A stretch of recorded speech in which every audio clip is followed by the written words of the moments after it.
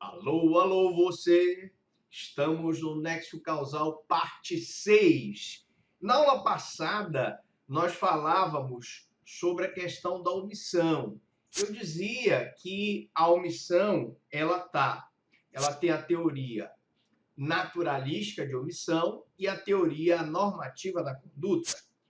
E nós demos o conceito na aula passada que a omissão é algo que influencia e modifica no mundo natural. A omissão não pode ser definida como não fazer, ela é definida como fazer alguma coisa.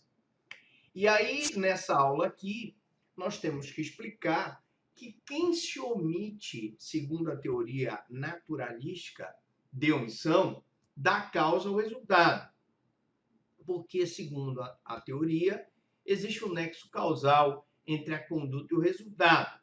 Um exemplo é quem, por exemplo, tem um dever em relação àquele ente. Os pais de cuidar dos filhos, os curadores em relação aos idosos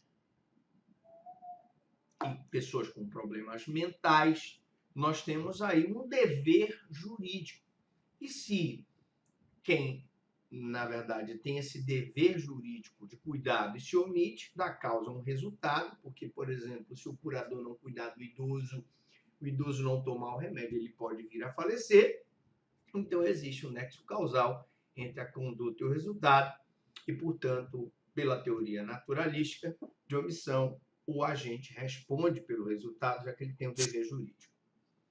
Já a teoria normativa da conduta, a omissão, para essa teoria, é um nada. E um nada não pode causar coisa alguma. Quem se omite não dá causa ao resultado.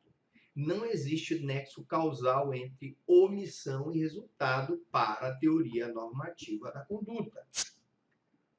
Mas a teoria normativa da conduta foi a que foi adotada pelo nosso Código Penal.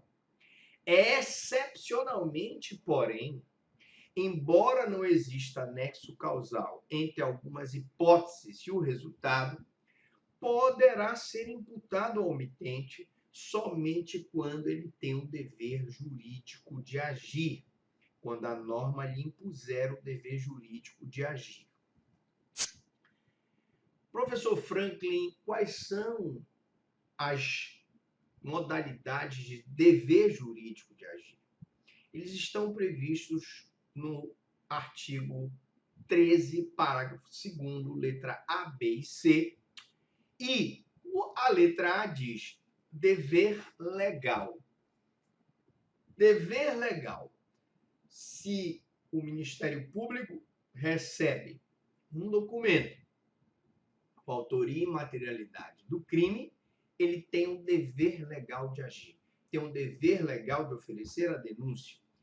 Se ele recebe uma denúncia de um dano ambiental, tem um dever legal de apurar aquele dano ambiental através de um inquérito civil e propor ação civil pública. Se ele não o faz, ele age com prevaricação e, portanto, aqui eu tenho a questão do dever legal.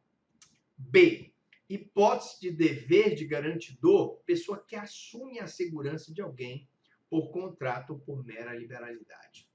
Por contrato, um professor de natação que é contratado, ou por mera liberalidade, uma pessoa que, sabendo nadar, convida outras pessoas para nadarem e atravessarem o rio. Essas pessoas acabam ficando em dificuldade e ele, então, assumiu com a conduta anterior de ter convidado as pessoas o risco de produzir um resultado. Um guia, um alpinista, que leva um grupo para escalar uma determinada montanha, ele então assume o risco se acontecer alguma coisa com esse grupo. Ora, o dever jurídico de agir também está previsto na letra C, que é a ingerência na norma, né? Se ativa na norma é aquele que, com seu comportamento anterior, criou o risco do resultado. O nadador que levou aquela pessoa que não sabe nadar, se ela tiver em dificuldade, ele tem que ajudar, porque se aquela pessoa vier a falecer, ele responde pelo resultado. Veja que nesses casos respondem pelo resultado quem tem um dever jurídico de agir. Só repetir.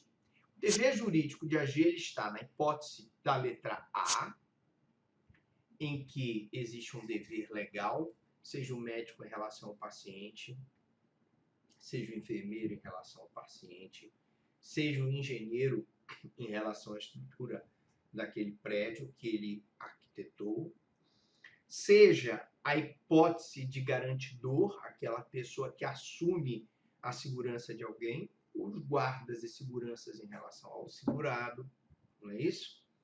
Por contrato, o enfermeiro, o curador em relação àquele idoso, ou por mera liberalidade, aquelas pessoas que, por mera liberalidade, assumem aquele dever jurídico. Poderia falar do dever legal da mãe de amamentar o próprio filho? Sim. Se ela deixa de amamentar o filho e ele morre, nós vamos ter a responsabilidade. C. Ingerência na norma. Aquele que, com seu comportamento anterior, criou o risco do resultado. O nadador que convidou as crianças para nadar e atravessar o rio, e uma delas não sabia nadar, ele não prestou socorro e ela morreu. Nesses casos, respondem os agentes pelos resultados que têm um dever jurídico de agir. Gente, muito obrigado, espero que vocês tenham gostado. Podem mandar as suas dúvidas e perguntas e deixe o seu like para que cada vez mais a gente possa transformar o estudo do direito aqui através do nosso canal. Grande abraço e até a próxima.